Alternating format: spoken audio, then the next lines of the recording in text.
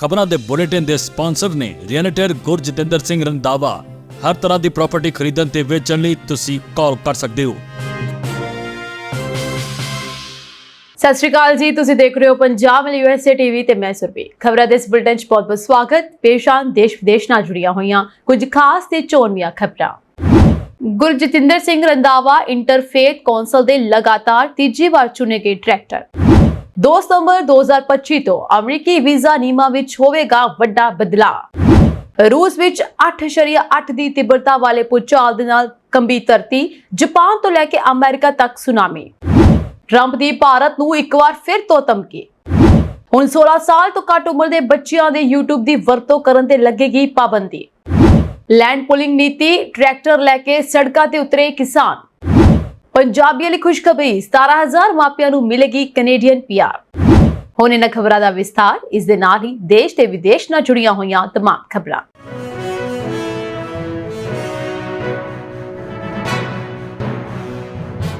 Interfaith council of greater Sacramento ਯਾਨੀ ਕਿ ICGS ਦੀ ਸਾਲਾਨਾ ਚੋਣ ਸਰਬਸੰਮਤੀ ਨਾਲ ਹੋਈ। ਰੋਜ਼ਵਿਲ ਸੈਕਰਾਮੈਂਟੋ ਵਿਖੇ ਹੋਏ ਇਸ ਮੀਟਿੰਗ ਦੌਰਾਨ ਨਵੇਂ ਅਹੁਦੇਦਾਰਾਂ ਦਾ ਐਲਾਨ ਕੀਤਾ ਗਿਆ, ਜਿਸ ਵਿੱਚ ਪਾਲ ਫਰੈਡਰਿਚ ਅਤੇ ਕੈਰਲ ਲੋਏ ਨੂੰ ਕੋ-ਪ੍ਰੈਜ਼ੀਡੈਂਟ, ਕੇ ਅਲਾਈਸ ਡੇਲੀ ਨੂੰ ਵਾਈਸ ਪ੍ਰੈਜ਼ੀਡੈਂਟ, ਪੈਟ ਸਿੰਗਰ ਨੂੰ ਖਜ਼ਾਨਚੀ, ਚਾਰਲਸ ਨੂੰ ਸੈਕਟਰੀ ਅਤੇ ਗੁਰਜਤਿੰਦਰ ਸਿੰਘ ਰੰਧਾਵਾ ਨੂੰ ਡਾਇਰੈਕਟਰ ਚੁਣਿਆ ਗਿਆ। ਗੁਰਜਤਿੰਦਰ ਸਿੰਘ ਰੰਧਾਵਾ ਨੂੰ ਲਗਾਤਾਰ ਤੀਜੀ ਵਾਰ ਇਸ ਸੰਸਥਾ ਦਾ ਡਾਇਰੈਕਟਰ ਚੁਣਿਆ ਗਿਆ। ਜ਼ਿਕਰਯੋਗ ਹੈ ਕਿ interfaith council of greater Sacramento ਸੰਸਥਾ 1911 ਵਿੱਚ ਸ਼ੁਰੂ ਹੋਈ ਸੀ। ਇਸ ਸੰਸਥਾ ਵਿੱਚ ਹਰ ਧਰਮ ਅਤੇ ਮਜ਼ਹਬ ਦੇ ਲੋਕ ਕੰਮ ਕਰਦੇ ਹਨ। ਇਹ ਸੰਸਥਾ ਲੋਕਾਂ ਵਿੱਚ ਆਪਸੀ ਭਾਈਚਾਰਾ ਕਾਇਮ ਰੱਖਣ ਲਈ ਜੱਦੋ-ਜਹਿਦ ਕਰਦੀ ਹੈ। ਸਥਾਨਕ ਸਰਕਾਰਾਂ ਨਾਲ ਸਮੇਂ-ਸਮੇਂ ਤੇ ਮੀਟਿੰਗਾਂ ਕੀਤੀਆਂ ਜਾਂਦੀਆਂ ਹਨ ਤਾਂ ਕਿ ਆਪਸੀ ਭਾਈਚਾਰਕ ਸਾਂਝ ਨੂੰ ਬਰਕਰਾਰ ਰੱਖਿਆ ਜਾ ਸਕੇ। ਅਮਰੀਕੀ ਵਿਦੇਸ਼ ਵਿਭਾਗ ਨੇ 2 ਸਤੰਬਰ 2025 ਤੋਂ ਗੈਰ ਪ੍ਰਵਾਸੀ ਵੀਜ਼ਾ ਲਈ ਇੰਟਰਵਿਊ ਛੋਟ ਨਿਯਮਾਂ ਨੂੰ ਸਖਤ ਕਰ ਦਿੱਤਾ ਹੈ। ਹੁਣ ਜ਼ਿਆਦਾਤਰ ਲੋਕਾਂ ਨੂੰ ਅਮਰੀਕੀ ਦੂਤਾਵਾਸ ਜਾਂ ਕੰਸੂਲੇਟ ਜਾਣਾ ਪਵੇਗਾ ਅਤੇ ਨਿੱਜੀ ਤੌਰ ਤੇ ਇੰਟਰਵਿਊ ਦੇਣੀ ਪਵੇਗੀ। ਇਹ ਬਦਲਾਅ ਬੱਚਿਆਂ ਯਾਨੀ ਕਿ 14 ਸਾਲ ਤੋਂ ਘੱਟ ਅਤੇ ਬਜ਼ੁਰਗਾਂ ਜੋ 79 ਸਾਲ ਤੋਂ ਵੱਧ ਨੇ ਉਹਨਾਂ ਨੂੰ ਵੀ ਪ੍ਰਭਾਵਿਤ ਕਰੇਗਾ, ਜਿਨ੍ਹਾਂ ਨੂੰ ਪਹਿਲਾਂ ਇੰਟਰਵਿਊ ਤੋਂ ਛੋਟ ਦਿੱਤੀ ਗਈ ਸੀ। ਹਾਲਾਂਕਿ ਕੁਝ ਖਾਸ ਮਾਮਲਿਆਂ ਵਿੱਚ ਇੰਟਰਵਿਊ ਛੋਟ ਪਹਿਲਾਂ ਵਾਂਗ ਜਾਰੀ ਰਹੇਗੀ। ਇਹਨਾਂ ਵਿੱਚ A1, A2, C3 ਪਰ ਨਿੱਜੀ ਕਰਮਚਾਰੀਆਂ ਨੂੰ ਛੱਡ ਕੇ G1, G4, NATO 1 ਤੇ NATO 6 ਅਤੇ TECRO E1 ਵੀਜ਼ਾ ਲਈ ਬਿਨੇਕਾਰ ਸ਼ਾਮਲ ਹਨ। ਇਹ ਵੀਜ਼ੇ ਮੁੱਖ ਤੌਰ ਤੇ ਕੂਟਨੀਤਿਕ ਜਾਂ ਸਰਕਾਰੀ ਕੰਮ ਲਈ ਹਨ। ਇਸ ਤੋਂ ਇਲਾਵਾ ਜਿਨ੍ਹਾਂ ਦੇ ਕੋਲ ਪੂਰੀ ਤਰ੍ਹਾਂ ਵੈਧ B1, B2 ਜਾਂ B1, B2 ਵੀਜ਼ਾ ਜਾਂ ਮੈਕਸੀਕਨ ਨਾਗਰਿਕਾਂ ਲਈ ਬਾਰਡਰ ਕ੍ਰੋਸਿੰਗ ਕਾਰਡ ਹੈ ਅਤੇ ਜਿਨ੍ਹਾਂ ਦਾ ਵੀਜ਼ਾ 12 ਮਹੀਨਿਆਂ ਦੇ ਅੰਦਰ ਖਤਮ ਹੋ ਗਿਆ, ਉਹ ਵੀ ਇੰਟਰਵਿਊ ਛੋਟ ਲਈ ਯੋਗ ਹੋ ਸਕਦੇ ਹਨ, ਪਰ ਕੁਝ ਸਖਤ ਸ਼ਰਤਾਂ ਦੇ ਨਾਲ। ਇਹਨਾਂ ਸ਼ਰਤਾਂ ਵਿੱਚ ਸ਼ਾਮਲ ਹੈ ਕਿ ਬਿਨੇਕਾਰ ਨੂੰ ਉਸ ਦੇਸ਼ ਤੋਂ ਅਰਜ਼ੀ ਦੇਣੀ ਪਵੇਗੀ ਜਿਸ ਦਾ ਉਹ ਨਾਗਰਿਕ ਹੈ ਜਾਂ ਜਿਸ ਵਿੱਚ ਉਹ ਰਹਿ ਰਿਹਾ ਹੈ। ਉਸ ਨੂੰ ਪਹਿਲਾਂ ਵੀਜ਼ਾ ਦੇਣ ਤੋਂ ਇਨਕਾਰ ਨਹੀਂ ਕੀਤਾ ਹੋਣਾ ਚਾਹੀਦਾ ਅਤੇ ਜੇਕਰ ਅਜਿਹਾ ਹੈ ਤਾਂ ਇਨਕਾਰ ਨੂੰ ਅਧਿਕਾਰਤ ਤੌਰ ਤੇ ਉਲਟਾ ਦਿੱਤਾ ਜਾਣਾ ਜ਼ਰੂਰੀ ਹੋਵੇਗਾ। ਇਸ ਤੋਂ ਇਲਾਵਾ ਇਸ ਵਿੱਚ ਕੋਈ ਹੋਰ ਸੰਭਾਵੀ ਤੌਰ ਤੇ ਇਤਰਾਜ਼ਯੋਗ ਚੀਜ਼ ਨਹੀਂ ਹੋਣੀ ਚਾਹੀਦੀ। ਹਾਲਾਂਕਿ ਭਾਵੇਂ ਕੋਈ ਇਨ੍ਹਾਂ ਸਾਰੀਆਂ ਸ਼ਰਤਾਂ ਨੂੰ ਪੂਰਾ ਕਰੇ, ਵੀਜ਼ਾ ਅਧਿਕਾਰੀ ਫਿਰ ਵੀ ਇਹ ਫੈਸਲਾ ਕਰ ਸਕਦਾ ਹੈ ਕਿ ਉਸ ਨੂੰ ਇੰਟਰਵਿਊ ਲਈ ਬੁਲਾਉਣਾ ਹੈ ਜਾਂ ਨਹੀਂ, ਯਾਨੀ ਕਿ ਇੰਟਰਵਿਊ ਜ਼ਰੂਰੀ ਹੋ ਸਕਦਾ ਹੈ ਭਾਵੇਂ ਤੁਸੀਂ ਯੋਗ ਹੋ। ਸਾਰੇ ਬਿਨੇਕਾਰਾਂ ਨੂੰ ਸਲਾਹ ਦਿੱਤੀ ਜਾਂਦੀ ਹੈ ਕਿ ਉਹ ਨਵੀਨਤਮ ਜਾਣਕਾਰੀ ਅਤੇ ਮੁਲਾਕਾਤ ਦੀ ਉਪਲਬਧਤਾ ਦੀ ਜਾਂਚ ਕਰਨ ਲਈ ਆਪਣੀ ਨਜ਼ਦੀਕੀ ਅਮਰੀਕੀ ਦੂਤਾਵਾਸ ਜਾਂ ਕੰਸੂਲੇਟ ਦੀ ਵੈਬਸਾਈਟ ਤੇ ਜਾਣ। ਇਹ ਨਵਾਂ ਨਿਯਮ 18 ਫਰਵਰੀ 2025 ਨੂੰ ਲਾਗੂ ਹੋਏ ਪੁਰਾਣੇ ਛੋਟ ਨਿਯਮਾਂ ਦੀ ਥਾਂ ਲਵੇਗਾ।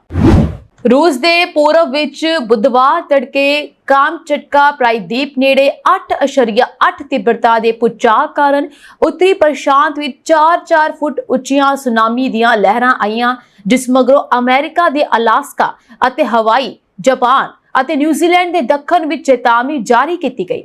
ਜਾਪਾਨ ਨੇ ਇਹਤਿਆਤ ਵਜੋਂ ਫੁਕੂਸ਼ੀਮਾ ਵਿਚਾਲੇ ਪਰਮਾਣੂ ਰਿਐਕਟਰ ਨੂੰ ਖਾਲੀ ਕਰਵਾ ਲਿਆ। ਭੂਚਾਲ ਭਾਰਤੀ ਸਮੇਂ ਅਨੁਸਾਰ ਸਵੇਰੇ 5 ਵਜੇ ਦੇ ਕਰੀਬ ਆਇਆ ਤੇ ਭੂਚਾਲ ਦਾ ਕੇਂਦਰ ਸਮੁੰਦਰ ਵਿੱਚ 19 ਕਿਲੋਮੀਟਰ ਦੀ ਡੂੰਘਾਈ ਵਿੱਚ ਸੀ। ਇਹ ਭੂਚਾਲ ਮਾਰਚ 2011 ਦੇ ਭੂਚਾਲ ਤੋਂ ਬਾਅਦ ਦੁਨੀਆ ਵਿੱਚ ਆਇਆ ਸਭ ਤੋਂ ਸ਼ਕਤੀਸ਼ਾਲੀ ਭੂਚਾਲ ਜਾਪਦਾ ਹੈ। ਮਾਰਚ 2011 ਵਿੱਚ ਉੱਤਰ ਪੂਰਬੀ ਜਾਪਾਨ ਵਿੱਚ ਆਏ ਭੂਚਾਲ ਦੀ ਤੀਬਰਤਾ 9.0 ਸੀ। ਅਤੇ ਇਸ ਨਾਲ ਇੱਕ ਵੱਡੀ ਸੁਨਾਮੀ ਆਈ ਜਿਸ ਨੇ ਫੁਕੂਸ਼ੀਮਾ ਦਾਈਚੀ ਪਰਮਾਣੂ ਊਰਜਾ ਪਲਾਂਟ ਦੇ ਕੂਲਿੰਗ ਸਿਸਟਮ ਨੂੰ ਤਬਾਹ ਕਰ ਦਿੱਤਾ ਸੀ। ਮੰਗਲਵਾਰ ਨੂੰ ਹਵਾਈ ਦੀ ਰਾਜਧਾਨੀ ਹੋਨੋਲੁਲੂ ਵਿੱਚ ਸੁਨਾਮੀ ਦੀ ਚੇਤਾਵਨੀ ਦੇਣ ਵਾਲੇ ਸਾਇਰਨ ਵੱਜੇ ਅਤੇ ਲੋਕਾਂ ਨੂੰ ਉੱਚੀਆਂ ਥਾਵਾਂ ਤੇ ਜਾਣ ਦੀ ਹਦਾਇਤ ਕੀਤੀ ਗਈ। ਜਾਪਾਨ ਦੀ ਮੌਸਮ ਵਿਗਿਆਨ ਏਜੰਸੀ ਨੇ ਕਿਹਾ ਕਿ ਪਹਿਲੀ ਸੁਨਾਮੀ ਲਹਿਰ ਕਰੀਬ 30 ਸੈਂਟੀਮੀਟਰ ਉੱਚੀ ਹੋਕਾਈਡੋ ਦੇ ਪੂਰਬੀ ਤੱਟ ਤੇ ਨੇਮੂਰੋ ਤੱਕ ਪਹੁੰਚ ਗਈ ਸੀ। ਇਸ ਤੋਂ ਇਲਾਵਾ ਕਾਮਚਟਕਾ ਪ੍ਰਾਇਦੀਪ ਨੇੜੇ ਰੂਸੀ ਖੇਤਰ ਵਿੱਚ ਨੁਕਸਾਨ ਅਤੇ ਨਿਕਾਸੀ ਦੀਆਂ ਰਿਪੋਰਟਾਂ ਹਨ ਜਿੱਥੇ ਭੂਚਾਲ ਦਾ ਕੇਂਦਰ ਸੀ। ਸਥਾਨਕ ਲੋਕ ਸੁਰੱਖਿਅਤ ਹਨ ਅਤੇ ਲਹਿਰਾਂ ਦਾ ਖਤਰਾ ਟਲ ਜਾਣ ਤੱਕ ਉਹ ਉੱਚੀਆਂ ਥਾਵਾਂ ਤੇ ਰਹਿਣਗੇ। ਪ੍ਰਸ਼ਾਂਤ ਸੁਨਾਮੀ ਚੇਤਾਵਨੀ ਕੇਂਦਰ ਨੇ ਕਿਹਾ ਹੈ ਕਿ ਹਵਾਈ, ਚਿਲੀ, ਜਾਪਾਨ ਅਤੇ ਸੋਲੇਮਨ ਟਾਪੂਆਂ ਦੇ ਕੁਝ ਸਾਹਿਲੀ ਖੇਤਰਾਂ ਵਿੱਚ ਲਹਿਰਾਂ ਦੇ ਪੱਧਰਾਂ ਤੋਂ 1 ਤੋਂ 3 ਮੀਟਰ ਉੱਚੀਆਂ ਲਹਿਰਾਂ ਉੱਠਣ ਦੀ ਸੰਭਾਵਨਾ ਹੈ। ਰੂਸ ਅਤੇ ਇਕਵਾਡੋਰ ਤੇ ਕੁਝ ਸਾਹਿਲੀ ਖੇਤਰਾਂ ਵਿੱਚ 3 ਮੀਟਰ ਤੋਂ ਉੱਚੀਆਂ ਲਹਿਰਾਂ ਉੱਠਣ ਦੀ ਉਮੀਦ ਹੈ। ਪ੍ਰਸ਼ਾਂਤ ਸੁਨਾਮੀ ਚੇਤਾਵਨੀ ਕੇਂਦਰ ਨੇ ਕਿਹਾ ਹੈ ਕਿ ਭੂਚਾਲ ਕਾਰਨ ਸੁਨਾਮੀ ਆਈ ਹੈ ਜਿਸ ਨਾਲ ਸਾਰੇ ਹਵਾਈ ਟਾਪੂਆਂ ਦੇ ਸਾਹਿਲੀ ਖੇਤਰਾਂ ਵਿੱਚ ਨੁਕਸਾਨ ਹੋਣ ਦੀ ਸੰਭਾਵਨਾ ਹੈ। ਇਸ ਤੋਂ ਇਲਾਵਾ ਜਾਪਾਨੀ ਤੇ ਅਮਰੀਕੀ ਭੂਚਾਲ ਵਿਗਿਆਨੀਆਂ ਨੇ ਇਹ ਦੱਸਿਆ ਕਿ ਜਾਪਾਨ ਦੇ ਸਮੇਂ ਮੁਤਾਬਕ ਸਵੇਰੇ 8:25 ਤੇ ਆਏ ਭੂਚਾਲ ਦੀ ਮੁੱਢਲੀ ਤੀਬਰਤਾ 8.0 ਸੀ। ਅਮਰੀਕੀ ਭੂ-ਵਿਗਿਆਨੀ ਸਰਵੇਖਣ ਨੇ ਮਗਰੋਂ ਦੱਸਿਆ ਕਿ ਭੂਚਾਲ ਦੀ ਤੀਬਰਤਾ 8.8 ਸੀ ਤੇ ਇਹ 20.7 ਕਿਲੋਮੀਟਰ ਦੀ ਡੂੰਘਾਈ ਵਿੱਚ ਸੀ। ਅਮਰੀਕੀ ਰਾਸ਼ਟਰਪਤੀ ਡੋਨਾਲਡ ਟਰੰਪ ਨੇ ਇੱਕ ਵਾਰ ਫਿਰ ਭਾਰਤ ਨੂੰ ਸਿੱਧੇ ਤੌਰ ਤੇ ਚੇਤਾਵਨੀ ਦਿੱਤੀ ਹੈ ਕਿ ਜੇਕਰ 1 ਅਗਸਤ ਤੱਕ ਦੋਵਾਂ ਦੇਸ਼ਾਂ ਵਿਚਾਲੇ ਕੋਈ ਵੀ ਵਪਾਰ ਸਮਝੌਤਾ ਨਹੀਂ ਹੁੰਦਾ ਤਾਂ ਉਹ ਭਾਰਤੀ ਵਸਤਾਂ ਤੇ 20 ਤੋਂ 25% ਤੱਕ ਟੈਰਿਫ ਲਗਾਉਣਗੇ। ਟਰੰਪ ਨੇ 에ਅਰਫੋਰਸ 1 ਦੇ ਪੱਤਰਕਾਰਾਂ ਦੇ ਨਾਲ ਗੱਲਬਾਤ ਕਰਦਿਆਂ ਹੋਇਆ ਕਿਹਾ ਕਿ ਉਹਨਾਂ ਨੂੰ ਲੱਗਦਾ ਹੈ ਕਿ ਭਾਰਤ ਇੱਕ ਚੰਗਾ ਦੋਸਤ ਹੈ ਪਰ ਇਸ ਨੇ ਲਗਭਗ ਹਰ ਦੇਸ਼ ਨਾਲੋਂ ਵੱਧ ਟੈਰਿਫ ਲਗਾਏ ਹਨ। ਇਹ ਹੁਣ ਹੋਰ ਨਹੀਂ ਚੱਲ ਸਕਦਾ। ਇਸ ਤੋਂ ਇਲਾਵਾ ਇਸ ਧਮਕੀ ਦੇ ਮੱਦੇਨਜ਼ਰ ਭਾਰਤ ਸਰਕਾਰ ਨੇ ਅਮਰੀਕਾ ਨੂੰ 1 ਅਗਸਤ ਦੀ ਸਮਾਂ ਸੀਮਾ ਵਧਾਉਣ ਦੀ ਅਪੀਲ ਵੀ ਕੀਤੀ ਹੈ। ਸਰਕਾਰੀ ਸੂਤਰਾਂ ਦੇ ਅਨੁਸਾਰ ਭਾਰਤ ਚਾਹੁੰਦਾ ਹੈ ਕਿ 25 ਅਗਸਤ ਨੂੰ ਨਵੀਂ ਦਿੱਲੀ ਵਿੱਚ ਹੋਣ ਵਾਲੀ ਅਗਲੇ ਦੌਰ ਦੀ ਗੱਲਬਾਤ ਤੱਕ ਸਮਝੌਤੇ ਦੀ ਸੰਭਾਵਨਾ ਬਣੀ ਰਹੇ। ਇੱਕ ਸੀਨੀਅਰ ਭਾਰਤੀ ਸਰਕਾਰੀ ਅਧਿਕਾਰੀ ਨੇ ਦੱਸਿਆ ਕਿ ਦੋਵਾਂ ਧਿਰਾਂ ਦੇ ਵਿੱਚ ਗੱਲਬਾਤ ਰੁੱਝੀਆਂ ਹੋਈਆਂ ਹਨ। ਦੋਨੋਂ ਧਿਰਾਂ ਅਜੇ ਵੀ 2 ਦਿਨ ਬਾਕੀ ਹਨ, ਕੁਝ ਵੀ ਹੋ ਸਕਦਾ ਹੈ। ਉਮੀਦ ਹੈ ਕਿ ਅਮਰੀਕਾ ਸਮਾਂ ਦੇਵੇਗਾ ਪਰ ਅੰਤਿਮ ਫੈਸਲਾ ਉੱਥੋਂ ਦੀ ਸਰਕਾਰ ਨੇ ਲੈਣਾ ਹੈ। ਅਮਰੀਕੀ ਵਪਾਰ ਪ੍ਰਤੀਨਿਧੀ ਜੈਮਿਸਨ ਗ੍ਰੀਰ ਨੇ ਕਿਹਾ ਕਿ ਹਾਲ ਹੀ ਵਿੱਚ ਅਮਰੀਕਾ ਨੂੰ ਭਾਰਤ ਨਾਲ ਹੋਰ ਗੱਲਬਾਤ ਕਰਨ ਦੀ ਲੋੜ ਹੈ। ਉਹਨਾਂ ਨੇ ਇਹ ਵੀ ਕਿਹਾ ਕਿ ਇਹ ਦੇਖਣਾ ਬਾਕੀ ਹੈ ਕਿ ਭਾਰਤ ਸਰਕਾਰ ਇਸ ਸਮਝੌਤੇ ਲਈ ਕਿੰਨੀ ਮਹੱਤਵਪੂਰਨ ਹੈ। ਅਮਰੀਕੀ ਵਣਜ ਸਕੱਤਰ ਹਾਵਰਡ ਲੂਟਨਿਕ ਨੇ ਇੱਕ ਟੀਵੀ ਇੰਟਰਵਿਊ ਵਿੱਚ ਕਿਹਾ ਕਿ ਭਾਰਤ ਦੇ ਪ੍ਰਸਤਾਵ ਨੂੰ ਸਵੀਕਾਰ ਕਰਨਾ ਹੈ ਜਾਂ ਟੈਰਿਫ ਲਗਾਉਣਾ ਹੈ, ਇਸ ਬਾਰੇ ਅੰਤਿਮ ਫੈਸਲਾ ਰਾਸ਼ਟਰਪਤੀ ਟਰੰਪ ਖੁਦ ਕਰਨਗੇ। ਉਹਨਾਂ ਨੇ ਇਹ ਵੀ ਜ਼ੋਰ ਦਿੱਤਾ ਕਿ ਅਮਰੀਕਾ ਨਾਲ ਸਮਝੌਤੇ ਦੀ ਕੀਮਤ ਪੂਰੀ ਤਰ੍ਹਾਂ ਖੁੱਲੀ ਮਾਰਕੀਟ ਹੈ।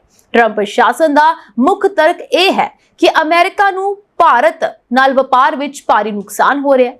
2024 ਦੇ ਵਿੱਚ ਅਮਰੀਕਾ ਨੇ ਭਾਰਤ ਤੋਂ 87.4 ਬਿਲੀਅਨ ਡਾਲਰ ਦੇ ਸਮਾਨ ਦਾ ਆਯਾਤ ਕੀਤਾ, ਜਦਕਿ ਭਾਰਤ ਨੇ ਅਮਰੀਕਾ ਤੋਂ ਸਿਰਫ 41.8 ਬਿਲੀਅਨ ਡਾਲਰ ਦਾ ਆਯਾਤ ਕੀਤਾ। ਇਸ ਤਰ੍ਹਾਂ ਅਮਰੀਕਾ ਨੂੰ 45.7 ਬਿਲੀਅਨ ਡਾਲਰ ਦਾ ਵਪਾਰ ਘਾਟਾ ਪਿਆ। ਭਾਰਤ ਤੋਂ ਅਮਰੀਕਾ ਦੇ ਮੁੱਖ ਆਯਾਤ ਵਿੱਚ ਦਵਾਈਆਂ, ਮੋਬਾਈਲ ਅਤੇ ਸੰਚਾਰ ਉਪਕਰਨ ਦੇ ਨਾਲ-ਨਾਲ ਕੱਪੜੇ ਵੀ ਸ਼ਾਮਲ ਹਨ। ਇਹ ਪਹਿਲੀ ਵਾਰ ਨਹੀਂ ਹੈ ਜਦੋਂ ਟਰੰਪ ਨੇ ਭਾਰਤ ਤੇ ਟੈਰਿਫ ਲਗਾਉਣ ਦੀ ਧਮਕੀ ਦਿੱਤੀ ਹੈ। ਇਸ ਤੋਂ ਪਹਿਲਾਂ 2 ਅਪ੍ਰੈਲ 2025 ਨੂੰ ਵੀ ਭਾਰਤ ਤੋਂ ਆਯਾਤ ਤੇ 26% ਟੈਰਿਫ ਲਗਾਉਣ ਦਾ ਐਲਾਨ ਕੀਤਾ ਗਿਆ ਸੀ, ਜਿਸ ਨੂੰ ਬਾਅਦ ਵਿੱਚ ਰੋਕ ਦਿੱਤਾ ਗਿਆ। ਹਾਲਾਂਕਿ ਹੁਣ ਇੱਕ ਵਾਰ ਫਿਰ ਉਹਨਾਂ ਨੇ ਸਿੱਧੇ ਦਬਾਅ ਪਾਉਣ ਦੀ ਰਣਨੀਤੀ ਅਪਣਾਈ ਹੈ। ਫਿਲਹਾਲ ਅਮਰੀਕਾ ਵੱਲੋਂ ਭਾਰਤ ਬਾਰੇ ਕੋਈ ਅਧਿਕਾਰਤ ਪੱਤਰ ਜਾਂ ਨੋਟਿਸ ਨਹੀਂ ਭੇਜਿਆ ਗਿਆ।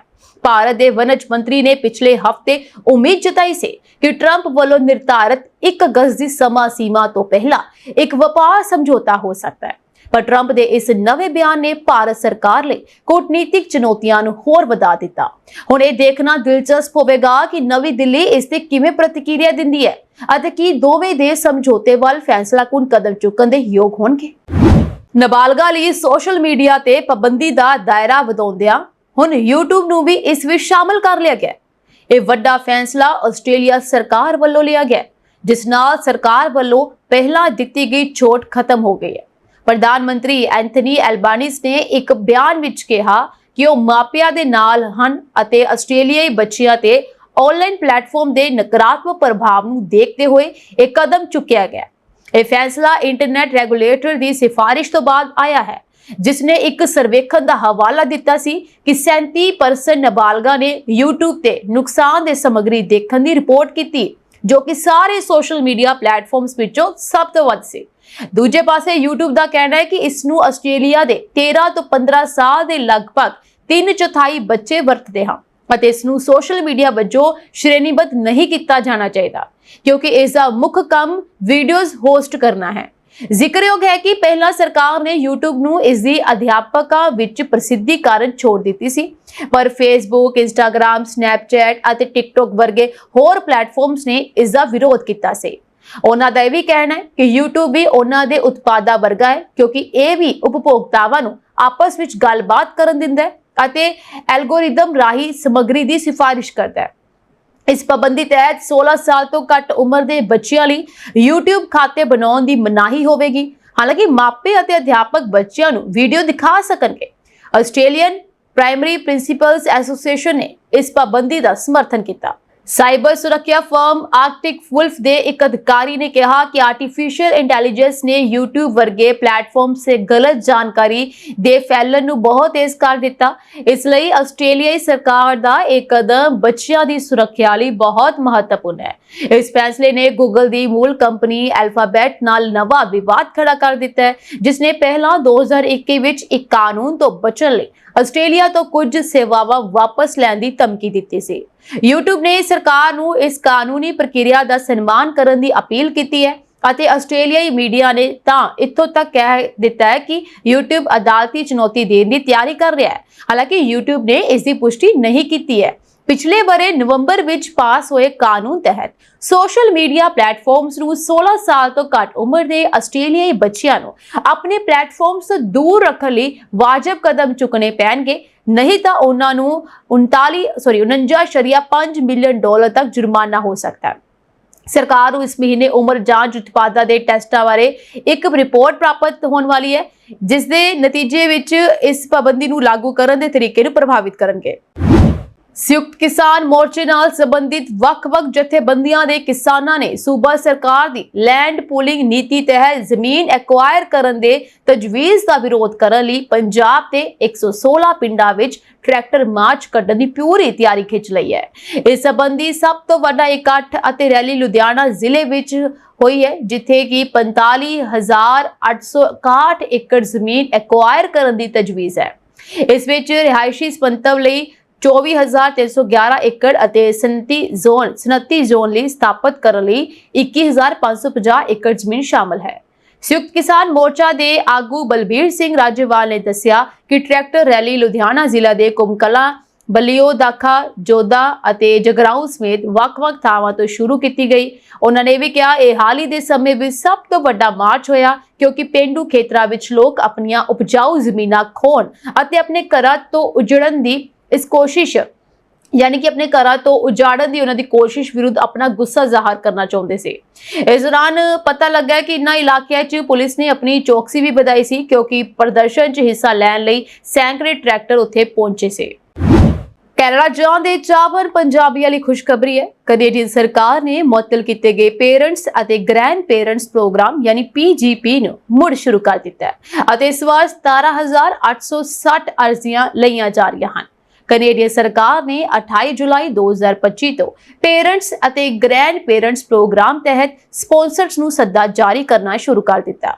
ਪੇਰੈਂਟਸ ਅਤੇ ਗ੍ਰੈਂਡ ਪੇਰੈਂਟਸ ਪ੍ਰੋਗਰਾਮ ਕੈਨੇਡੀਅਨ ਨਾਗਰਿਕਾਂ ਅਤੇ ਸਥਾਈ ਨਿਵਾਸੀਆਂ ਨੂੰ ਆਪਣੇ ਮਾਪਿਆਂ ਅਤੇ ਦਾਦਾ ਦਾਦੀ ਨੂੰ ਸਥਾਈ ਨਿਵਾਸ ਲਈ ਸਪਾਂਸਰ ਕਰਨ ਦੀ ਆਗਿਆ ਦਿੰਦਾ ਹੈ। परिवारक पुनर्एकीकरण कनेडियन इमीग्रेशन प्रणाली का एक महत्वपूर्ण हिस्सा है, जो कनेडियन नागरिकों ਅਤੇ ਸਥਾਈ ਨਿਵਾਸੀਆਂ ਨੂੰ ਆਪਣੇ ਅਜੀਜ਼ਾਂ ਨੂੰ ਕੈਨੇਡਾ ਵਿੱਚ ਰਹਿਣ ਅਤੇ ਉਹਨਾਂ ਦੇ ਨਾਲ ਕੰਮ ਕਰਨ ਲਈ ਸਪਾਂਸਰ ਕਰਨ ਵਿੱਚ ਮਦਦ ਕਰਦਾ ਹੈ। ਇਹ ਪ੍ਰੋਗਰਾਮ ਉਦੋਂ ਬੰਦ ਕਰ ਦਿੱਤਾ ਗਿਆ ਸੀ ਜਦੋਂ ਕੈਨੇਡਾ ਅਤੇ ਭਾਰਤ ਵਿਚਕਾਰ ਸਬੰਧ ਤਣਾਅਪੂਰਨ ਹੋ ਗਏ ਸਨ। ਇਮੀਗ੍ਰੇਸ਼ਨ ਸ਼ਰਨਾਰਥੀ ਅਤੇ ਨਾਗਰਿਕਤਾ ਕੈਨੇਡਾ 2 ਹਫ਼ਤਿਆਂ ਦੀ ਮਿਆਦ ਵਿੱਚ 17,860 ਸੱਦੇ ਭੇਜੇਗਾ। ਸਾਰੇ ਸੱਦੇ ਉਹਨਾਂ ਸੰਭਾਵੀ ਸਪਾਂਸਰਸ ਨੂੰ ਭੇਜੇ ਜਾਣਗੇ ਜਿਨ੍ਹਾਂ ਨੇ 2020 ਦੇ ਦਾਖਲੇ ਦੌਰਾਨ ਸਪਾਂਸਰ ਬਣਨ ਲਈ ਦਿਲਚਸਪੀ ਫਾਰਮ ਜਮ੍ਹਾਂ ਕੀਤਾ ਸੀ। ਇੱਕ ਮਾਹਰ ਦਾ ਕਹਿਣਾ ਹੈ ਕਿ ਕੈਨੇਡਾ ਸਰਕਾਰ ਦੇ ਪ੍ਰੋਗਰਾਮ ਬੰਦ ਕਰਨ ਦੇ ਫੈਸਲੇ ਨਾਲ ਮਾਪੇ ਬੁਰੀ ਤਰ੍ਹਾਂ ਪ੍ਰਭਾਵਿਤ ਹੋਏ ਸਨ। ਉਹ ਪੀਆਰ ਪ੍ਰਾਪਤ ਨਹੀਂ ਕਰ ਪਾ ਰਹੇ ਸਨ ਅਤੇ ਸੁਪਰ ਵੀਜ਼ਾ ਦੇ ਨਿਰਭਰ ਸਨ। ਜਿਹੜੇ ਲੋਕ ਆਪਣੇ ਪੇਰੈਂਟਸ ਅਤੇ ਗ੍ਰੈਂਡ ਪੇਰੈਂਟਸ ਪ੍ਰੋਗਰਾਮ ਨਾਲ ਲੰਬੇ ਸਮੇਂ ਤੱਕ ਰਹਿਣ ਵਿੱਚ ਦਿਲਚਸਪੀ ਰੱਖਦੇ ਹਨ, ਉਹਨਾਂ ਲਈ ਸੁਪਰ ਵੀਜ਼ਾ ਉਪਲਬਧ ਸੀ, ਕਿਉਂਕਿ ਸਰਕਾਰ ਨੇ ਪੀਜੀਪੀ ਪ੍ਰੋਗਰਾਮ ਨੂੰ ਰੱਦ ਕਰ ਦਿੱਤਾ ਸੀ। ਸੁਪਰ ਵੀਜ਼ਾ ਪੇਰੈਂਟਸ ਅਤੇ ਗ੍ਰੈਂਡ ਪੇਰੈਂਟਸ ਨੂੰ ਇੱਕ ਵਾਰ ਵਿੱਚ 5 ਸਾਲਾਂ ਲਈ ਆਪਣੇ ਬੱਚਿਆਂ ਜਾਂ ਪੋਤੇ-ਪੋਤੀਆਂ ਨੂੰ ਮਿਲਣ ਦੀ ਆਗਿਆ ਦਿੰਦਾ ਹੈ ਅਤੇ 10 ਸਾਲਾਂ ਤੱਕ ਕੈਨੇਡਾ ਵਿੱਚ ਮਲਟੀਪਲ ਐਂਟਰੀ ਦੀ ਆਗਿਆ ਦਿੰਦਾ ਹੈ। ਹੁਣ ਜਦੋਂ ਪੀਜੀਪੀ ਦੁਬਾਰਾ ਸ਼ੁਰੂ ਹੋ ਗਿਆ ਤਾਂ ਪੰਜਾਬ ਦੇ ਲੋਕ ਬਹੁਤ ਖੁਸ਼ ਹਨ, ਕਿਉਂਕਿ ਹੁਣ ਉਹ ਆਪਣੇ ਬੱਚਿਆਂ ਨਾਲ ਸਥਾਈ ਤੌਰ ਤੇ ਰਹਿ ਸਕਣਗੇ। ਮਾਹਰ ਦਾ ਇਹ ਵੀ ਕਹਿਣਾ ਹੈ ਕਿ ਕੈਨੇਡੀਅਨ ਸਰਕਾਰ ਨੇ 2025 ਲਈ ਸਥਾਈ ਨਿਵਾਸੀ ਟੀਚਿਆਂ ਵਿੱਚ 20% ਦੀ ਕਟੌਤੀ ਕੀਤੀ ਹੈ ਅਤੇ ਇਸ ਕਟੌਤੀ ਵਿੱਚ ਪੀਜੀਪੀ ਅਧੀਨ ਅਲੋਟਮੈਂਟ ਵਿੱਚ ਕਮੀ ਵੀ ਸ਼ਾਮਲ ਹੈ। 2023 ਵਿੱਚ IRCC ਨੇ 2025 ਚ ਪੀਜੀਪੀ ਅਧੀਨ 34,000 ਵਿਦੇਸ਼ੀ ਨਾਗਰਿਕਾਂ ਨੂੰ ਸਪਾਂਸਰ ਕਰਨ ਦਾ ਟੀਚਾ ਰੱਖਿਆ ਸੀ, ਪਰ 2025 ਲਈ ਨਵਾਂ ਟੀਚਾ 24,500 ਲੋਕਾਂ ਦਾ ਸਵਾਗਤ ਕਰਨਾ ਹੈ। 2025 ਵਿੱਚ ਪੀਜੀਪੀ ਲਈ ਨਵੀਆਂ ਅਰਜ਼ੀਆਂ ਸਵੀਕਾਰ ਨਹੀਂ ਕੀਤੀਆਂ ਜਾਣਗੀਆਂ, ਪਰ ਸੁਪਰ ਵੀਜ਼ਾ ਪ੍ਰੋਗਰਾਮ ਅਜੇ ਵੀ ਉਪਲਬਧ ਹੈ। ਹੁਣ ਲਈਆਂ ਜਾਣ ਵਾਲੀਆਂ 17,000 ਤੋਂ ਵੱਧ ਅਰਜ਼ੀਆਂ ਪਿਛਲੇ ਸਾਲ ਦੀਆਂ ਹਨ। ਇਸ ਸਾਲ ਦੀ ਅਰਜ਼ੀ ਸਵੀਕਾਰ ਨਹੀਂ ਕੀਤੀ ਗਈ ਹੈ। ਪੁਰਾਣਾ ਬੈਕਲੌਗ ਸਾਫ਼ ਕੀਤਾ ਜਾ ਰਿਹਾ ਹੈ। ਅਮਰੀਕਾ ਦੇ ਰਾਸ਼ਟਰਪਤੀ ਡੋਨਾਲਡ ਟਰੰਪ ਨੇ ਇੱਕ ਵਾਰ ਫਿਰ ਲੰਡਨ ਦੇ ਮੇਅਰ ਸਾਦਿਕ ਖਾਨ ਵਿਰੁੱਧ ਤਲਖ ਟਿੱਪਣੀ ਕਰਦਿਆਂ ਉਹਨਾਂ ਨੂੰ ਘਿਨਾਉਣਾ ਇਨਸਾਨ ਦੱਸਿਆ ਅਤੇ ਕੰਮਕਾਜ ਦੀ ਨਿਖੇਧੀ ਵੀ ਕੀਤੀ। ਬਰਤਾਨੀਆ ਦੇ ਪ੍ਰਧਾਨ ਮੰਤਰੀ ਕੀਅਰ ਸਟਾਰਮਰ ਨਾਲ ਸਾਂਝੀ ਪ੍ਰੈਸ ਕਾਨਫਰੰਸ ਦੌਰਾਨ ਇੱਕ ਪੱਤਰਕਾਰ ਨੇ ਜਦੋਂ ਅਮਰੀਕਾ ਦੇ ਰਾਸ਼ਟਰਪਤੀ ਨੂੰ ਪੁੱਛਿਆ ਕਿ ਕੀ ਉਹ ਸਤੰਬਰ ਵਿੱਚ ਸਰਕਾਰੀ ਦੌਰੇ ਤੇ ਲੰਡਨ ਆਉਣਗੇ, ਤਾਂ ਸਾਦਿਕ ਖਾਨ ਨੂੰ ਨਿਸ਼ਾਨੇ ਤੇ ਲੈਂਦਿਆਂ ਟਰੰਪ ਨੇ ਕਿਹਾ ਕਿ ਉਹ ਤੁਹਾਡੇ ਮੇਅਰ ਦਾ ਪ੍ਰਸ਼ੰਸਕ ਨਹੀਂ, ਉਹਨੂੰ ਲੱਗਦਾ ਹੈ ਕਿ ਮੇਅਰ ਨੇ ਨਾਕਸ ਕਾਰਗੁਜ਼ਾਰੀ ਦਿਖਾਈ ਹੈ। ਟਰੰਪ ਦੀ ਟਿੱਪਣੀ ਮਗਰੋਂ ਕੀਅਰ ਸਟਾਰਮਰ ਵਿਚਾਲੇ ਬੋਲ ਪਏ ਅਤੇ ਕਿਹਾ ਕਿ ਸਾਦਿਕ ਖਾਨ ਉਹਨਾਂ ਦੇ ਦੋਸਤ ਹਨ, ਪਰ ਟਰੰਪ ਆਪਣੇ ਬਿਆਨ ਵਿੱਚ ਅੜੇ ਰਹੇ ਅਤੇ ਕਿਹਾ ਕਿ ਉਹ ਲੰਡਨ ਜ਼ਰੂਰ ਆਉਣਗੇ, ਪਰ ਸਾਦਿਕ ਖਾਨ ਦੀ ਕਾਰਗੁਜ਼ਾਰੀ ਚੰਗੀ ਨਹੀਂ ਹੈ। ਟਰੰਪ ਵੱਲੋਂ ਪਹਿਲੀ ਵਾਰ ਸਾਦਿਕ ਖਾਨ ਉੱਤੇ ਸ਼ਬਦੀ ਵਾਰ ਨਹੀਂ ਕੀਤੇ ਗਏ। 2019 ਵਿੱਚ ਵੀ ਉਹਨਾਂ ਨੇ ਲੰਡਨ ਦੇ ਮੇਅਰ ਨੂੰ ਨਾਕਾਮ ਇਨਸਾਨ ਦੱਸਦਿਆਂ ਸੁਝਾਅ ਦਿੱਤਾ ਸੀ ਕਿ ਉਹ ਆਪਣੇ ਸ਼ਹਿਰ ਵਿੱਚ ਵੱਧਦੇ ਅਪਰਾਧ ਵੱਲ ਧਿਆਨ ਦੇਣ। ਉਸ ਵੇਲੇ ਵੀ ਟਰੰਪ ਬਰਤਾਨੀਆ ਦੀ ਸਰਕਾਰੀ ਫੇਰੀ ਤੇ ਸਨ।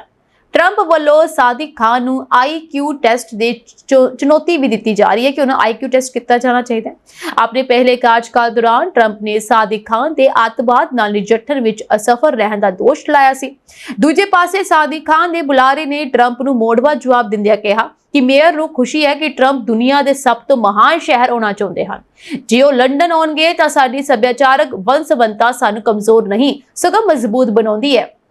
ਸਾਦਿਕ ਖਾਨ ਅਤੀਤ ਵਿੱਚ ਕਹਿ ਚੁੱਕੇ ਹਨ ਕਿ ਟਰੰਪ ਉਹਨਾਂ ਨੂੰ ਧਰਮ ਅਤੇ ਨਸਲ ਦੇ ਆਧਾਰ ਤੇ ਨਿਸ਼ਾਨਾ ਬਣਾ ਰਹੇ ਹਨ।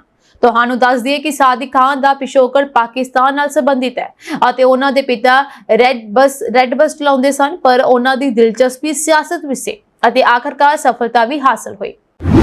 ਅਮਰੀਕਾ ਵਿੱਚ ਇੱਕ ਭਾਰਤੀ ਮੂਲ ਦੇ ਪਾਇਲਟ ਨੂੰ ਸੈਨ ਫਰਾਂਸਿਸਕੋ ਅੰਤਰਰਾਸ਼ਟਰੀ ਹਵਾਈ ਅੱਡੇ ਤੇ ਗ੍ਰਿਫਤਾਰ ਕੀਤਾ ਗਿਆ। 34 ਸਾਲ ਦੇ ਰੁਸਤਮ ਪਾਗਵਾਗਰ ਡੈਲਟਾ 에ਅਰਲਾਈਨਸ ਦਾ ਸਹਿ ਪਾਇਲਟ ਅਤੇ ਐਤਵਾਰ ਸਵੇਰੇ 7 ਵਜੇ ਦੇ ਕਰੀਬ ਉਡਾਨ ਦੇ ਉਤਰਨ ਤੋਂ 10 ਮਿੰਟ ਬਾਅਦ ਉਸ ਨੂੰ ਇੱਕ ਜਿਨਸੀ ਸ਼ੋਸ਼ਣ ਦੇ ਮਾਮਲੇ ਵਿੱਚ ਗ੍ਰਿਫਤਾਰ ਕੀਤਾ ਗਿਆ। ਕੋਂਟਰਾ ਕੋਸਟਾ ਕਾਉਂਟੀ ਸ਼ਹਿਰੀ ਵਿਭਾਗ ਦੇ ਅਧਿਕਾਰੀਆਂ ਅਤੇ ਹੋਮਲੈਂਡ ਸਿਕਿਉਰਿਟੀ ਇਨਵੈਸਟੀਗੇਸ਼ਨ ਦੇ ਏਜੰਟਾਂ ਨੇ ਮਿਨੀਆਪੋਲਿਸ ਤੋਂ ਪਹੁੰਚਣ ਤੋਂ ਥੋੜੀ ਦੇਰ ਬਾਅਦ ਡੈਲਟਾ ਫਲਾਈਟ 2809 ਇੱਕ ਬੋਇੰਗ 757-300 ਦੇ ਕਾਕਪਿਟ ਤੋਂ ਦਾਅਵਾ ਬੋਲ ਦਿੱਤਾ। USA ਟੁਡੇ ਦੇ ਅਨੁਸਾਰ ਰੁਸਤਮ ਦੀ ਗ੍ਰਿਫਤਾਰੀ ਉਸ ਸਮੇਂ ਹੋਈ ਜਦੋਂ ਯਾਤਰੀ ਉਤਰਨ ਦੀ ਤਿਆਰੀ ਕਰ ਰਹੇ ਸਨ।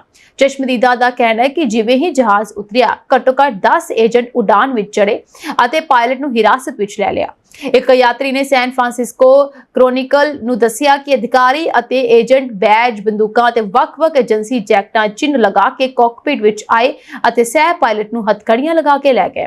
ਰੁਸਤਮ ਪਾਗਵਾਗਰ ਦੇ ਸਾਥੀ ਪਾਇਲਟ ਦਾ ਕਹਿਣਾ ਹੈ ਕਿ ਉਹ ਹੈਰਾਨ ਸੀ ਕਿ ਉਸ ਨੂੰ ਰੁਸਤਮ ਦੀ ਗ੍ਰਿਫਤਾਰੀ ਬਾਰੇ ਕੁਝ ਨਹੀਂ ਪਤਾ ਸੀ।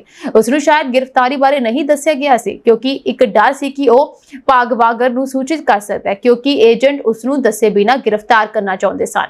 ਕੋਂਟਰਾ ਕੋਸਟਾ ਸ਼ੈਰਿਫ ਦੀ ਫੇਸਬੁੱਕ ਪੋਸਟ ਦੇ ਅਨੁਸਾਰ ਇੱਕ ਬੱਚੇ ਵਿਰੁੱਧ ਜਿਨਸੀ ਅਪਰਾਧਾਂ ਦੀ ਰਿਪੋਰਟ ਮਿਲਣ ਤੋਂ ਬਾਅਦ ਜਾਸੂਸ ਅਪ੍ਰੈਲ 2025 ਤੋਂ ਜਾਂਚ ਕਰ ਰਹੇ ਸਨ। ਬਾਅਦ ਵਿੱਚ ਸ਼ੱਕੀ ਲਈ ਗ੍ਰਿਫਤਾਰੀ ਵਾਰੰਟ ਪ੍ਰਾਪਤ ਕੀਤਾ ਗਿਆ। ਭਾਗਵਾਗਾਰ ਯਾਨੀ ਕਿ ਰੁਸਤਮ ਦੀ ਗ੍ਰਿਫਤਾਰੀ ਅਪ੍ਰੈਲ ਵਿੱਚ 10 ਸਾਲ ਤੋਂ ਘੱਟ ਉਮਰ ਦੇ ਬੱਚੇ ਨਾਲ ਮੌਖਿਕ ਸੰਭੋਗ ਦੇ 5 ਮਾਮਲਿਆਂ ਵਿੱਚ ਸ਼ੱਕੀ ਵਜੋਂ ਪਛਾਣੇ ਜਾਣ ਤੋਂ ਬਾਅਦ ਹੋਈ ਹੈ। ਉਸ ਨੂੰ ਇਸ ਸਮੇਂ ਮੋਨਿਟੇਸ ਹਿਰਾਸਤ ਸਹੂਲਤ ਵਿੱਚ ਰੱਖਿਆ ਗਿਆ ਹੈ ਅਤੇ ਉਸ ਦੀ ਜ਼ਮਾਨਤ $5 ਮਿਲੀਅਨ ਰੱਖੀ ਗਈ ਹੈ। ਇਲੈਕਸ਼ਨਸ ਕੈਨੇਡਾ ਨੇ 200 ਤੋਂ ਵੱਧ ਉਮੀਦਵਾਰਾਂ ਵਾਲੇ ਹਲਕੇ ਵਿੱਚ ਵੋਟਰਾਂ ਨੂੰ ਦਰਪੇਸ਼ ਸਮੱਸਿਆ ਦਾ ਹੱਲ ਪੇਸ਼ ਕਰ ਦਿੱਤਾ ਹੈ। ਜੀ ਹਾਂ, ਐਲਬਰਟਾ ਦੇ ਬੈਟਲ ਰਿਵਰ ਕ੍ਰੋਫੁੱਟ ਪਾਰਲੀਮੈਨੀ ਹਲਕੇ ਵਿੱਚ ਵੋਟਰਾਂ ਨੂੰ ਇੱਕ ਪਰਚੀ ਦਿੱਤੀ ਜਾਵੇਗੀ ਜਿਸ ਉੱਤੇ ਉਹਨਾਂ ਨੂੰ ਆਪਣੇ ਮਨਪਸੰਦ ਉਮੀਦਵਾਰ ਦਾ ਨਾਂ ਲਿਖਣਾ ਹੋਵੇਗਾ ਅਤੇ ਲੰਮੀ ਚੌੜੀ ਵੋਟਰ ਸੂਚੀ ਵਿੱਚੋਂ ਨਾਂ ਲੱਭ ਕੇ ਟਿਕ ਮਾਰਕ ਕਰਨ ਦੀ ਜ਼ਰੂਰਤ ਨਹੀਂ ਪਵੇਗੀ। ਕਿਤਾਬ ਦੇ ਰੂਪ ਵਿੱਚ ਉਮੀਦਵਾਰਾਂ ਦੀ ਸੂਚੀ ਦੀਆਂ ਕਈ ਕਾਪੀਆਂ ਹਰ ਪੋਲਿੰਗ ਸਟੇਸ਼ਨ ਤੇ ਮੁਹੱਈਆ ਕਰਵਾਈਆਂ ਜਾਣਗੀਆਂ ਤਾਂ ਕਿ ਵੋਟਰ ਆਪਣੇ ਪਸੰਦੀਦਾ ਉਮੀਦਵਾਰਾਂ ਦਾ ਨਾਂ ਦੇਖ ਕੇ ਪਰਚੀ ਤੇ ਲਿਖ ਸਕਣ। ਤੁਹਾਨੂੰ ਦੱਸ ਦਈਏ ਕਿ ਕੈਨੇਡਾ ਦਾ ਚੋਣ ਕਾਨੂੰਨ ਹਾਲਾਤ ਦੇ ਮੱਦੇਨਜ਼ਰ ਇਲੈਕਸ਼ਨਸ ਕੈਨੇਡਾ ਨੂੰ ਅਰਜ਼ੀ ਤਬਦੀਲੀਆਂ ਕਰਨ ਦੀ ਇਜਾਜ਼ਤ ਦਿੰਦਾ ਹੈ ਅਤੇ ਇਸੇ ਤਹਿਤ ਪਰਚੀਆਂ ਤੇ ਨਾਂ ਲਿਖਣ ਵਾਲਾ ਤਰੀਕਾ ਅਪਣਾਇਆ ਗਿਆ ਹੈ। ਦੂਜੇ ਪਾਸੇ ਚੋਣ ਸੁਧਾਰਾਂ ਦੀ ਵਕਾਲਤ ਕਰਨ ਲਈ ਜਥੇਬੰਦੀਆਂ ਲੌਂਗੈਸਟ ਬੈਲਟ ਕਮੇਟੀ ਵੱਲੋਂ ਪਰਚੀ ਤੇ ਨਾਂ ਲਿਖਣ ਵਾਲੇ ਤਰੀਕੇ ਨੂੰ ਵਾਜਬ ਮੰਨਿਆ ਜਾ ਰਿਹਾ, ਪਰ ਇਲੈਕਸ਼ਨਸ ਕੈਨੇਡਾ ਨੇ ਪਹਿਲਾਂ ਹੀ ਸੁਚੇਤ ਕਰ ਦਿੱਤਾ ਕਿ ਵੋਟਾਂ ਦੀ ਗਿਣਤੀ ਕਰਨ ਵਿੱਚ ਹੁਣ ਵੀ ਵਾਧੂ ਸਮਾਂ ਲੱਗ ਸਕਦਾ ਹੈ। ਮਾਹਰਾਂ ਦਾ ਕਹਿਣਾ ਹੈ ਕਿ ਜੇ ਵੋਟਰ ਪਰਚੀ ਤੇ ਸਾਰੇ ਨਾਂ ਛਾਪ ਕੇ ਲੋਕਾਂ ਨੂੰ ਦਿੱਤੇ ਜਾਂਦੇ ਤਾਂ ਇਸ ਦੀ ਲੰਬਾਈ 1 ਮੀਟਰ ਤੋਂ ਵੱਧ ਜਾਣੀ ਸੀ ਅਤੇ ਅਜਿਹੇ ਵਿੱਚ ਨਾ ਸਿਰਫ ਵੋਟ ਪਾਉਣ ਵੇਲੇ ਦਿੱਕਤਾਂ ਆਉਂਦੀਆਂ ਸਗੋਂ ਵੋਟਾਂ ਦੀ ਗਿਣਤੀ ਵਿੱਚ ਬਹੁਤ ਜ਼ਿਆਦਾ ਸਮਾਂ ਲੱਗਦਾ। ਦਿਲਚਸਪ ਗੱਲ ਇਹ ਹੈ ਕਿ ਕੰਜ਼ਰਵੇਟਿਵ ਪਾਰਟੀ ਦੇ ਐਮਪੀ ਡੈਮੀਅਨ ਕੁਰੇਕ ਵੱਲੋਂ ਪਾਰਟੀ ਆਗੂ ਪੇਰੇ ਪੋਲੀਵਰ ਨੂੰ ਹਾਊਸ ਆਫ ਕਾਮਨਸ ਵਿੱਚ ਪਹੁੰਚਣ ਲਈ ਅਸਤੀਫਾ ਦਿੱਤਾ ਸੀ, ਪਰ ਮੌਜੂਦਾ ਹਾਲਾਤ ਪੋਲੀਵਰ ਦੀ ਯਕੀਨੀ ਜਿੱਤ ਵੱਲ ਇਸ਼ਾਰਾ ਨਹੀਂ ਕਰ ਰਹੇ। ਚੋਣ ਮੈਦਾਨ ਵਿੱਚ 209 ਉਮੀਦਵਾਰ ਨਿੱਤਰ ਚੁੱਕੇ ਹਨ ਅਤੇ ਓਨਟਾਰੀਓ ਦੇ ਕਾਰਲਟਨ ਹਲਕੇ ਵਿੱਚ 90 ਤੋਂ ਵੱਧ ਉਮੀਦਵਾਰਾਂ ਨਾਲ ਬਣਾਇਆ ਰਿਕਾਰਡ ਬਹੁਤ ਪਿੱਛੇ ਰਹਿ ਗਿਆ।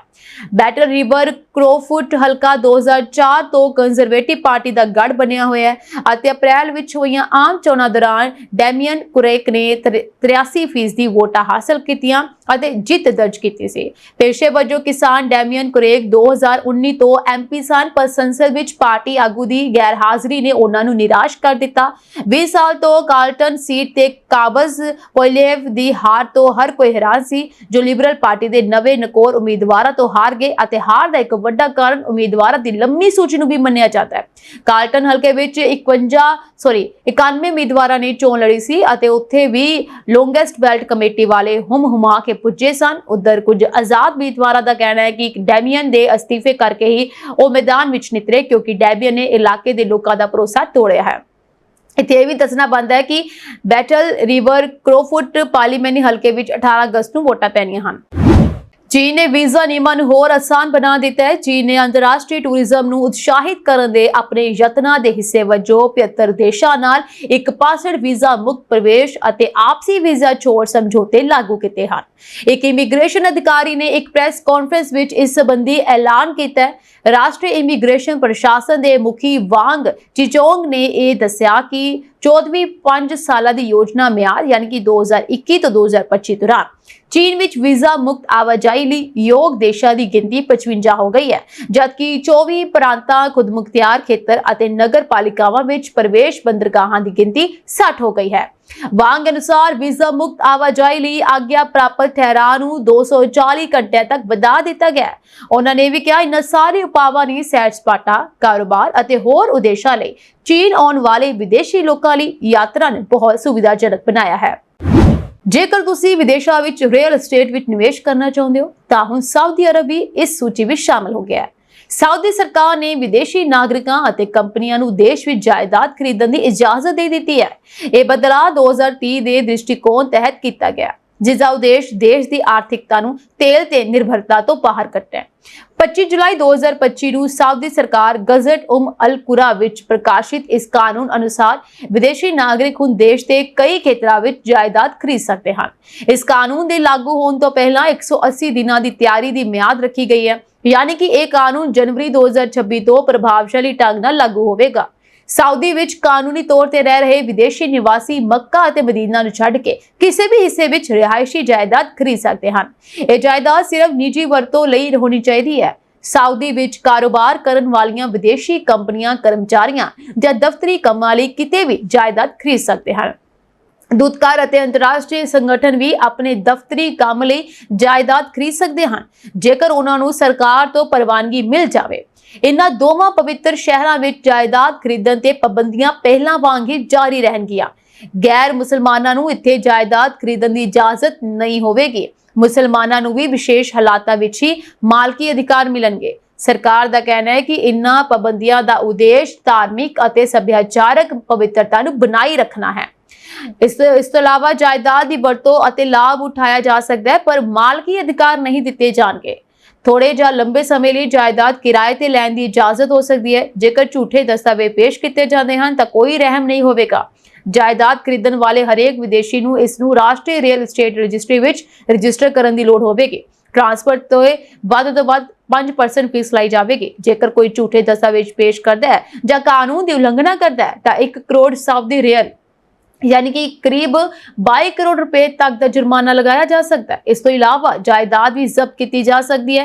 ਜਿਹੜੇ ਵਿਦੇਸ਼ੀ ਪਹਿਲਾਂ ਹੀ ਸਾਊਦੀ ਵਿੱਚ ਜਾਇਦਾਦ ਦੇ ਮਾਲਕ ਹਨ ਉਹਨਾਂ ਦੇ ਅਧਿਕਾਰ ਇਸ ਕਾਨੂੰਨ ਤੋਂ ਪ੍ਰਭਾਵਿਤ ਨਹੀਂ ਹੋਣਗੇ। ਖਾੜੀ ਦੇਸ਼ਾਂ ਦੇ ਨਾਗਰਿਕਾਂ ਨੂੰ ਹੁਣ ਮੱਕਾ ਅਤੇ ਮਦੀਨਾ ਵਿੱਚ ਵੀ ਜਾਇਦਾਦ ਖਰੀਦਣ ਦੀ ਇਜਾਜ਼ਤ ਹੈ ਜੋ ਕਿ ਪਹਿਲਾਂ ਨਹੀਂ ਸੀ। ਦੱਸਣਯੋਗ ਹੈ ਕਿ ਸਾਊਦੀ ਸਰਕਾਰ ਅਗਲੇ 6 ਮਹੀਨਿਆਂ ਵਿੱਚ ਵਿਸਤ੍ਰਿਤ ਦਿਸ਼ਾ ਨਿਰਦੇਸ਼ ਅਤੇ ਪ੍ਰਕਿਰਿਆਵਾਂ ਜਾਰੀ ਕਰੇਗੀ।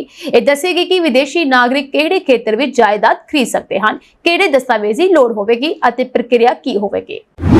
ਇਹ ਸਾਂਝੀ ਦੇਸ਼ ਤੇ ਵਿਦੇਸ਼ ਨਾਲ ਜੁੜੀਆਂ ਹੋਈਆਂ ਕੁਝ ਖਾਸ ਤੇ ਚੋਣਵੀਆਂ ਖਬਰਾਂ ਹੋਰ ਅਪਡੇਟਸ ਨਾਲ ਜੁੜੇ ਰਹਿਣ ਦੇ ਲਈ ਤੁਸੀਂ ਬਣੇ ਰਹੋ ਪੰਜਾਬ ਮਿਲ USA TV ਦੇ ਨਾਲ। ਤੁਹਾਡੇ ਸਭ ਦਾ ਬਹੁਤ ਬਹੁਤ ਧੰਨਵਾਦ।